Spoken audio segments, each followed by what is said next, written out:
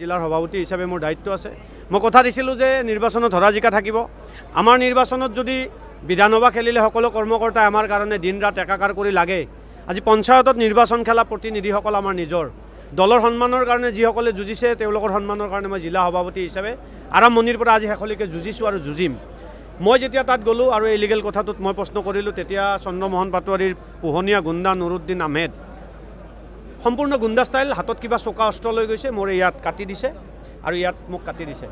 আৰু তাৰপিছত আমি 2-3জন আকৌ যেতিয়া এডিশ্যনেল এছ পি আৰু বাকী অ' চি আহে 2-3জন আমি কাউণ্টিং এজেণ্ট ধৰি দিওঁ, যাৰ পকেটত মোবাইল আছিলে।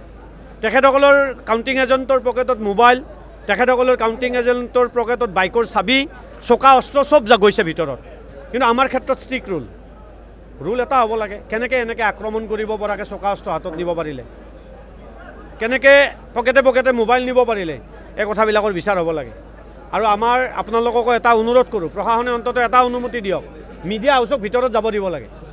কাৰণ তেখেতসকলৰ ভিডিঅ'গ্ৰাফীত আমি বিলিভ নকৰোঁ।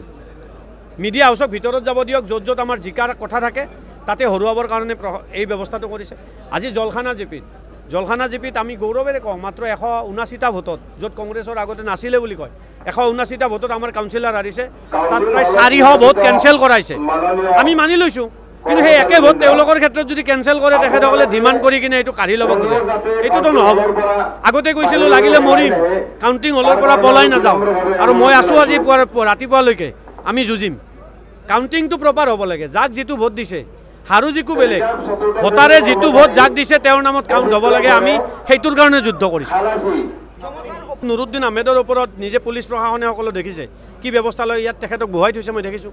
এতিয়াতো তেখেতক আচলতে এৰেষ্ট কৰি লৈ যাব লাগিছিল। তেখেতৰ ওপৰত কি ব্যৱস্থা গ্ৰহণ কৰে আমি লক্ষ্য ৰাখিম। চাবিৰ পৰা মোবাইললৈকে আপোনালোকে ভিতৰত ষ্ট্ৰিং অপাৰেশ্যন কৰিব পাৰ্মিশ্যন দিয়ক। 90% বিজেপিৰ এজেণ্টৰ পকেটত মোবাইল ফোন পাব আপোনালোকে। শান্তিপূৰ্ণভাৱে কাউণ্টিং চলি আছিলে আৰু ৰাজনীতিত হৰা জিকা থাকে। আপোনালোকে যদি ইতিহাস চাই, যেতিয়া কংগ্ৰেছ চৰকাৰ চলি আছিল, আজি অশোক শৰ্মা মোৰ কাষত বহি আছে, AGP বা বিজেপিৰ কেতিয়াও প্ৰাৰ্থীসকল জিকা নাছিল, 10-15% জিকে। আজি বিজেপি চৰকাৰ চলি আছে, বহু চিট তেখেতসকলৰ জিকিব।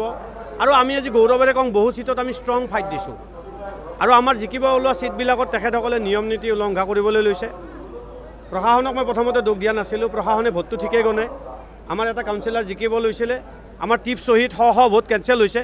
কিন্তু একে সময়ত বিজেপিৰ যেতিয়া টিপ শ্বহীদ ভোটবিলাক কাউণ্ট কৰিব লাগে বুলি ডিমাণ্ড দিয়ে, তেতিয়া প্ৰশাসনে যেতিয়া কয়, তেখেতসকলে উপৰ্যুপৰি ধমক দিয়ে প্ৰশাসনৰ বিষয়াসকলক।